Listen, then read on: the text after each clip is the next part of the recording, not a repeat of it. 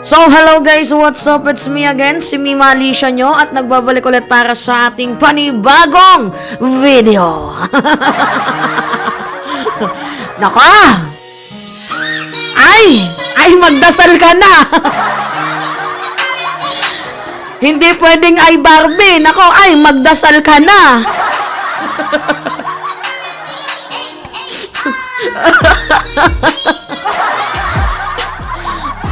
Mapapaay, Barbie ka na lang talaga. Nako, wala stick, finish na. Ay, magdasal ka na. Talagang hindi, ito guys patayin ko muna yung sound. 'Di ba yung sa kanta ay Barbie? Ngayon naman kay Harry Roque, ay magdasal ka na. Alam nyo ba kung bakit, mga minamahal? 18 volts ang binuksan. Ipanalangin mo na wala doon yung pangalan mo. Ano yung sabi noon ni Johnny Pimentel doon sa sa house? Lagi na lang nandyan yung pangalan mo, kaya nga dineclare siya na person of interest. Kaya nga sabi ko, ay magdasal ka na. Hindi kasi guys, tapos sasabihin ni Harry Roque na political harassment. Kasi daw gusto daw tabunan ni PBBM yung gusto daw tabunan ng administrasyon yung pulboronic video. Humanap ka pa ng palusot ha. Di mag-file ka ng impeachment. Angas mo rin no? Kasi ito yung balita guys. Nasa na ba yun? May play akong video. Ito kasi si Harry Roque, kaya nga sabi ko, ay magdasal ka na. Kaya ko nasabi yun guys. Kaya ko nasabi na, ay magdasal ka na, kasi nga si Harry Roque ay tinitingnan na.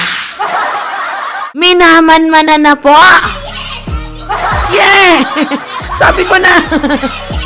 Minaman-manan na po siya. Sino yung nagmamanman? Yung immigration. Meron na po siyang lookout. Naalala nyo si Bato? 'Di ba pinaliwanag ko sa inyo noon? Ang sabi ko, si Bato, 'di ba merong notice. So, saan galing yung notice? ICC via Interpol. So, ngayon, hindi pa naman yun yung totally na pag nakita sila or nag-travel sila papunta ng ibang bansa ay dadamputin sila. Hindi ganun yon. Wala pa namang warrant of arrest dito kay Bato. Pero, yung punto dito kasi mga minamahal, the way na meron na silang notice, para po yung parang ilbo. 'Di ba? Immigration Lookout Bulletin. Para po yung ilbo na minamanmanan po bawat galaw nila. Yung transactions nila, tinitingnan lahat po, tinitingnan.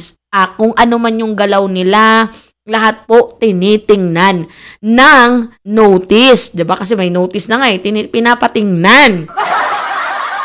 Parang ang ilbo.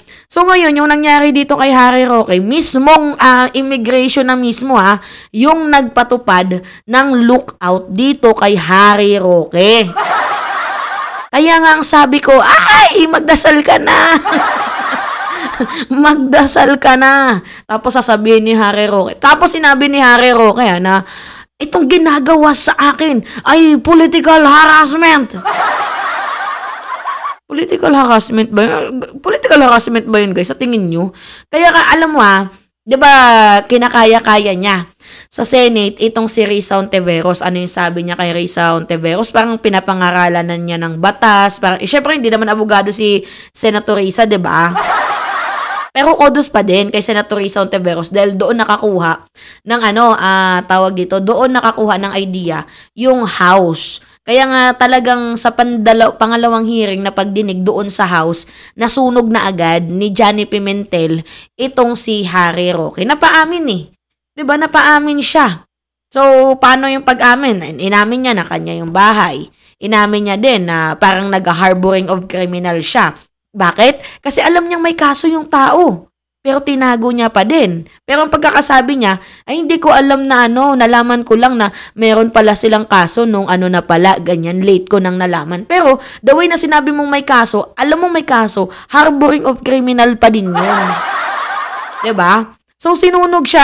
Ang issue dito guys, yung patungkol doon sa Lucky South 99. Diba? Yun yun. No? Kaya nga, nako, ito nga yung sinasabi ko sa inyo guys wala pa namang kaso si Harry Roque, pero papunta na po yun dun kasi person of interest na po siya. Diba? Person of interest. Bukod sa may lookout ka na, person of interest ka, wala ka pa ang kaso, pero ngayong linggo magkakaso ang PAOK. Mayroon na pong mayroon na pong case build up. So, ipanalangin mo, Harry Roque, sa 18 volts na binuksan, wala doon yung pangalan mo. Dahil pag nandoon yung pangalan mo, ay Barbie ka talaga. Barbie! Mapapa-Barbie ka na lang. Sabi ko na, magdasal ka na Kumbaga mga minamahal, hindi po umubra yung pagsisinungaling ni Harry Roque doon po sa mga investigator. So, kudos kudos sa Senate, kudos din dito sa House. So, matindi kayo. Kaya nga sabi ko, ang angas talaga ng administrasyon na to. Walang pinapalagpas. So, yung mga palusot ni Roque, hindi umubra. Kaya ngayon, ano yung sinasabi ni Roque? Ito po ay parte ng political harassment daw sa kanya. Niwala kayo, parte ito ng political harassment? Sino ba yung nanghaharas? Di ba kayo? Doon pa lang sa pulboronic video. So, ang sabi ni Harry Roque, nag-aamok siya. Sabi niya pa nga, sige, go, kasuhan niyo ako. Pag ganun-ganun pa si Harry Roque, go, kasuhan niyo ako. Pero ang ending, political harassment ang ginagawa ninyo. Political harassment. Paano ano yung sabi ng authority? Dito kay Harry Roque. Diba? Ang sabi ng authority, lumalabas siya as a person of interest kasi yung pangalan niya laging dawit dito sa mga pogo-pogo na to. So wala pa mang kaso kay Harry Roque pero person of interest na siya. So papunta na din po yun sa ganun. Hindi umubra yung yung pagsisinungaling ni Harry Roque. Kumbaga masasabi ko na lang dito kay Roque, tawag dito, heal in hell. Heal in hell. Ito yung balita mga minamahal. Kaya nga sabi ko, penes na. Ay, wala palang penes si Roque. Meron pala siyang penes. Ito yung video mga minamahal. Panood ko sa inyo. Presidential spokesperson Harry Roque and an immigration lookout bulletin order has been issued against former presidential spokesperson Harry Roque and 11 other individuals in connection with the cases involving Lucky South 99 Corporation, the Philippine offshore gaming operator hub that was raided in Pampanga. Aside from Roque, the immigration lookout bulletin order released by the Department of Justice on Tuesday, August. So, nandito guys, sa mga hindi nakakaalam, 12 po yung nandoon na sa record ng lookout bulletin.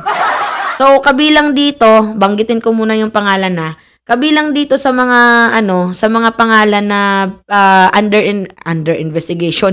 Kabilang sa mga pangalan dito na minamanmanan ng immigration, si Catherine Cassandra Leong. Nako, si Ong nandito.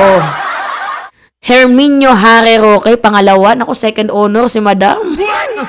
Pangatlo si Jiang Tan, Jinggo, Stephanie B. Mascarenas, Michael Brace B. Mascarenas, Zhang Ji, Duan Renwu, Raymond Calion, Randel Calion, Dennis Ilcunanan. Si Cunanan nandito din, pati si Han Gao.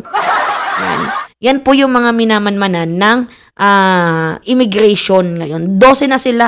Dumagdag si Harry Roque. Pangalawa ba naman guys? Pang top 2. Anyway, continue tayo.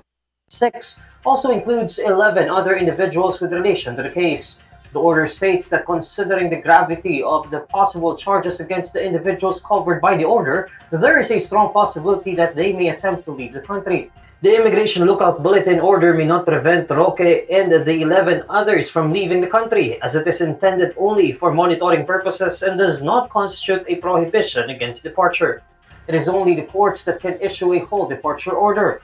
The Department of Justice also states that a precautionary whole departure order will be filed with the Office of the Executive Judge pending the preliminary investigation. In response, Roque describes the immigration lookout bulletin order against him as plain harassment and a political witch hunt intended to silence him. Roque says that he would face all the allegations against him related to Pogos and that there was no reason for him to leave the country. Yan. So, ano ba yung yung lookout? So, hindi na ba makakapag-travel si Roque? Hindi po, mga minamahal. Anytime, pwede pa din naman siyang lumabas ng bansa. Pero, lookout, tinitingnan, minamanmanan na siya. Hindi pa naman siya aarestuhin kasi wala pang kaso. Ngayong linggo pa lamang po magkakaso ang PAOK. Kaya nga ipanalangan ni Harry Roque na sa 18 volts na binuksan, wala doon yung pangalan niya. Kaya nga sinabi ko yan sa inyo kanina. Wala pa naman siyang whole departure order kasi tanging korte lang po ang pwedeng ng whole departure order niyan. Pero malapit na, papunta na siya doon once na tawag dito na naimbestigahan na nila at confirmed na itong si Harry Roque ay may pagkakasala. Kaya nga sabi ko 18 volts yung binuksan, hoping na wala doon yung pangalan mo. Diba? Malinis ka. Naku, magdasal ka na. 18 volts yun. Diba? Meron na pong case na binibuild up. Kaya nga sabi ko, magdasal ka na. Diba? So, patunayan. Tama yung sabi mo na lahat harapin mo. Pero mali yung sinabi mo na ikaw ay iniipit at ginigipit. Hindi ka may ipit, hindi ka magigipit kung wala dyan in the first place yung pangalan mo. Ano yung sabi ng PAOK? Ba't lagi, anong sabi ni Janet Pimentel, bakit laging nandyan na lang yung pangalan mo in relation sa Pogo? Kaya nga ginawa kang person of interest eh. Kaya ang gawin mo, imbis na magngangangak ka, patunayan mo na malinis ka. Basic. Kaya, ang katapusan. Roque lang sa kanal.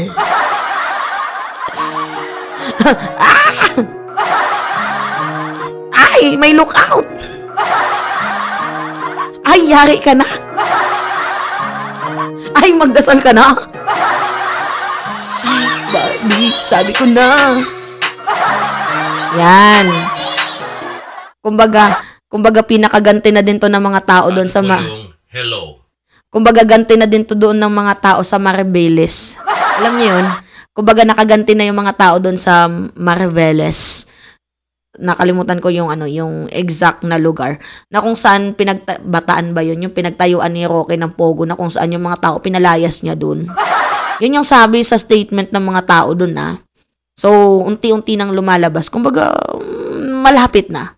Justice will be served. So, anyway, yun guys. It's me again, si Mima Alicia nyo at nagbabalik ulit para sa ating panibagong video.